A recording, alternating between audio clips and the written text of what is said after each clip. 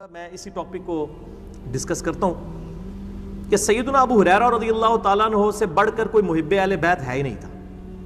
میں اس کو technically proof کروں گا اہل سنت کی کتابوں سے. فی البدی جتنی مجھے باتیں یاد ہیں، ظاہر ہے میں نے کوئی لکھی ہوئی چیز تو نہیں ہوتی ہے، جو میرے دماغ میں آئے گی میں انشاءاللہ اس کو ڈسکس کروں گا. پہلے تو میں سیدنا ابو ہریرہ کے والے سے ایک کلیریفیکیشن دے دوں کہ یہ بات ٹھیک ہے کہ سیدنا عمر رضی اللہ تعالیٰ عنہ نے اپنے مبارک دور میں ان پہ احادیث بیان کرنے کے اعتبار سے سختی کی ہوئی تھی، اور اس کے پیچھے یہ ریزن نہیں تھی کہ وہ حدیثیں گھڑتے تھے نعوذ باللہ، بلکہ یہ تھی کہ سیدنا عمر کا موقف یہ تھا کہ لوگوں کو قرآن کی طرف بلایا جائے، حدیثوں کو سیکنڈ پرائورٹی پہ رکھا جائے، جو میرا آج بھی موقف ہے.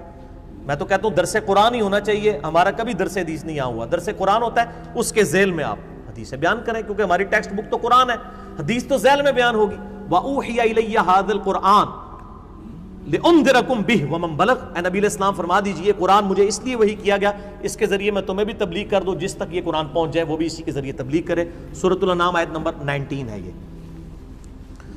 تو سیدنا ابو ہریرہ پہ اس حوالے سے سیدنا عمر گرفت کرتے تھے، اور اس کو نیگیٹو سائڈ کے اوپر نہیں لے کے جانا چاہیے. دوسرا، سیدنا ابو ہریرہ رضی اللہ تعالیٰ کے بارے میں صحیح مسلم میں حدیث موجود ہے کہ ابو ہریرہ کہتے ہیں کہ میرے بارے میں اور میری والدہ کے بارے میں نبی علیہ السلام نے دعا کی تھی کہ اے اللہ جتنے مومن ہیں وہ ابو ہریرہ اور اس کی ماں سے محبت رکھیں، اور مومنین کی محبت ابو ہریرہ اور ان کی ماں کے دل میں داخل کر دیں. ابو ہریرہ کی جو والدہ تھی نبی علیہ السلام کو گالیاں دیتی تھی، کافرہ تھی. حضرت ابو ہریرہ بار بار شکایت کرتے تھے. یہ صحیح مسلم میں حضرت ابو ہریرہ والے چیپٹر میں پوری حدیث موجود ہے. ایک دن کا یا رسول اللہ بس صبر کا پیمانہ لبریز ہو چکا، مجھ سے اب برداشت نہیں ہوتا، آپ دعا کر دیجیے. نبی علیہ السلام نے دعا کے لیے ہاتھ اٹھائے. حضرت ابو ہریرہ کہتے ہیں میں نے وہاں سے دڑکی لگا دی. میں نے کہا دیکھتا ہوں کہ دعا کتنی جلدی قبول ہوتی ہے. کہتے ہیں گھر پہنچا دروازہ بند، دروازہ کھٹکھٹایا تو اماں نے کہا باہر ہی رہ، میں غسل کر رہی ہوں. غسل کر کے باہر آئی، مجھے لے جاؤ نبی علیہ السلام کے پاس، کلمہ پڑھ لیا. اور وہاں نبی علیہ السلام نے دعا کیا اللہ ابو ہریرہ اور ان کی ماں کی محبت تمام مومنین کے دلوں میں ڈال، اور مومنین کی محبت ان دونوں کے دلوں میں ڈال. جیسا کہ صحیح مسلم میں حدیث ہے کتاب الایمان میں 240 نمبر کہ علی سے محبت نہیں رکھے گا مگر مومن، اور علی سے بغض نہیں رکھے گا مگر منافق. تو مولا علی کے بارے میں بھی حدیث موجود ہے، وہ ذرا زیادہ ایلیبریٹ ہے، اس میں بغض والا ذکر بھی ہے، اس میں صرف محبت کا ذکر ہے.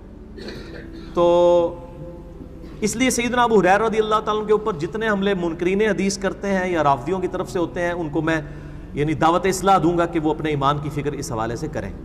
باقی یہ بالکل جھوٹا الزام ہے کہ سیدنا ابو ہریرہ جو ہے وہ بغض اہل بیت رکھنے والے تھے. اہل بیت کی شان میں جتنی کرٹیکل حدیثیں ہیں وہ حضرت ابو ہریرہ سے ہیں رضی اللہ تعالیٰ عنہ. مثلا صحیح مسلم میں ایک حدیث ہے حضرت علی کے فضائل والے چیپٹر میں، وہ میں آپ کو حدیث کا نمبر اب بتا ہی دیتا ہوں، بائی چانس میں نے کھول ہی لیا ہے. ہاں یہ حدیث جو ہے وہ صحیح بخاری کے اندر موجود ہے 3701، اور مسلم شریف کا جو طریق ہے نا، دو طرق ہیں 6222 اور 6223، یعنی 6222 اور 6223. یہ حضرت ابو ہریرہ سے ہے. اتنی کریٹیکل حدیث مولا علی کی شان میں. حضرت ابو ہریرہ رضی اللہ تعالیٰ کہتے ہیں کہ نبی علیہ السلام نے غزوہ خیبر کے دن ارشاد فرمایا آج میں اس شخص کے ہاتھ میں جھنڈا دوں گا جو اللہ اور اس کے رسول سے محبت کرتا ہے اور اللہ اور اس کا رسول اس سے محبت کرتے ہیں. اور حضرت ابو ہریرہ کہتے ہیں، حضرت ابو ہریرہ اسپیشلی اس حدیث کے ساتھ، ابو ہریرہ کہتے ہیں کہ میں نے عمر بن خطاب سے سنا کہ وہ کہا کرتے تھے کہ مجھے اس دن سے پہلے کبھی بھی یہ تمنا نہیں ہوئی کہ نبی علیہ السلام میرے سپرد کوئی قیادت کریں سوائے غزوہ خیبر کے. ساری رات میں اس امید میں گزاری کہ نبی علیہ السلام مجھے وہ جھنڈا دیں، لیکن نبی علیہ السلام نے علی کو بلوایا اور انہیں جھنڈا دیا اور پھر روانہ کر کے ان کے لیے دعا فرمائی. تو یہ حضرت ابو ہریرہ نے حضرت عمر کا قول نقل کیا ہے کہ حضرت علی پر رشک کرتے تھے حضرت عمر، اور کون نقل کر رہا ہے؟ حضرت ابو ہریرہ. تو بغض اہل بیت کیسے ہو سکتا ہے؟ اہل سنت کے یہاں ایک وہ جعلی روایت تاریخ کی کتابوں میں ہے کہ حضرت ابو بکر کی نیکیوں پہ حضرت عمر رشک کرتے تھے. وہ جھوٹی روایت ہے. شیخ البانی، شیخ زبیر علی زئی صاحب دونوں کہتے ہیں یہ گھڑی ہوئی روایت ہے، اور ہماری کسی مین سٹریم کی کتاب میں نہیں، تاریخ بغداد میں ہے. مشکات میں بھی تحکیم تیسری جلد کے اندر شیخ زبیر صاحب نے بھی کی ہوئی ہے جعلی روایت پبلک کے اندر مشہور ہے، اور کئی میں نے اہل سنت کے بڑے بڑے علماء کو، بریلوی، دیوبندی، اہل حدیث، تینوں گروہوں کے علماء کو حدیث بیان کرتے ہوئے سنا ہے، لیکن یہ حدیث میں نے آج تک کسی کو بیان کرتے ہوئے نہیں سنی. میرے بعد کسی نے بیان کر دی جو مسلم شریف میں ہے کہ حضرت عمر کہتے ہیں مجھے علی پر رشک ہوگا، اور ابو بکر پہ رشک والی کہ جی وہ ایک رات کی نیکیاں لے لے اور وہ مجھے غار ثور کی نیکیاں، ایک رات کی نیکی دے کے پوری زندگی کی نیکیاں لے لے، جھوٹی روایت وہ مشہور کی ہوئی ہے. تو حضرت ابو ہریرہ میں کوئی بغض اہل بیت نہیں تھا. اچھا، اسی طریقے سے وہ مسند احمد میں ایک حدیث ہے کہ نبی علیہ السلام نماز پڑھ رہے تھے تو سیدنا حسن و حسین جو ہے نبی علیہ السلام کے کندھے پہ سوار ہو گئے اور آپ علیہ السلام نے سجدہ لمبا کر دیا. یہ حدیث جو ہے یہ حضرت ابو ہریرہ راوی ہیں اس حدیث کی. اور سب سے کریٹیکل حدیث سیدنا حسن و حسین کے بارے میں جو کسی اور صحابی سے نہیں ہے، وہ ہے ہی حضرت ابو ہریرہ سے ہے. اب یہ بائی چانس یہ کھلا ہوا ہے تو میں اس میں، ہاں یہ دیکھیں کرامت ہے، مل گئی ہے. سیدنا ابو ہریرہ المستدرک الحاکم میں 4777 نمبر حدیث ہے. شیخ البانی نے بھی صحیح کہا، شیخ زبیر زئی نے بھی صحیح کہا، امام حاکم، امام زابی نے بھی صحیح کہا کہ حضرت ابو ہریرہ کہتے ہیں کہ نبی علیہ السلام ہمارے پاس اس حال میں تشریف لائے کہ ایک کندھے پر حسن اور دوسرے پہ حسین کو سوار کیا اور باری باری دونوں کو چوم رہے تھے.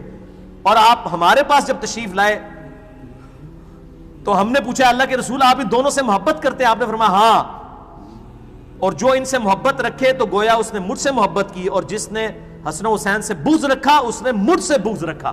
اس حدیث کے راوی صرف حضرت ابو ہریرہ ہیں کہ جس نے حسن و حسین سے محبت کی اس نے مجھ سے محبت کی، اور جس نے حسن و حسین سے بغض رکھا اس نے مجھ سے بغض رکھا. اس کریٹیکل حدیث کے راوی صرف حضرت ابو ہریرہ ہیں. تو ابو ہریرہ میں کہاں سے بغض اہل بیت ہوگا؟ یہ تو میں نے آپ کو ایک اینگل بتایا ہے. دوسرا اینگل یہ ہے کہ آل امیہ کے خلاف اعلان حق جن اصحاب نے بلند کیا ان میں حضرت ابو ہریرہ شامل تھے. جب تکبیرات کی انہوں نے سنت چھوڑی، حضرت ابو ہریرہ نے ان کی مخالفت کی. بخاری مسلم آپ کھول کے دیکھ لیں، سب سے زیادہ مخالفت کرنے والے تھے. اسی طریقے سے حضرت ابو ہریرہ رضی اللہ تعالیٰ عنہ، صحیح بخاری میں وہ حدیث ہے کہ میری امت کی تباہی جو ہے وہ قریش کے لونڈوں کے ہاتھ میں ہوگی، اور بنو امیہ کی طرف انہوں نے کنایا کیا. اور صحیح مسلم میں موجود ہے کہ حضرت ابو ہریرہ کہتے ہیں کہ نبی علیہ السلام نے فرمایا تھا کہ میری امت کا یہ قبیلہ میری امت کو تباہ و برباد کر دے گا. تو ہم نے پوچھا یا رسول اللہ علیہ وسلم ہم اس وقت کیا کریں؟ تو نبی علیہ السلام نے فرمایا کہ کاش میری امت ان سے الگ ہو جائے اس وقت. اس حدیث کے راوی بھی حضرت ابو ہریرہ ہے. پھر المستدرک الحاکم میں اور مسند ابی یعلا میں جو روایت ہے کہ نبی علیہ السلام نے بنو امیہ کے بندروں کو اپنے ممبر پہ ناچتے کودتے ہوئے دیکھا.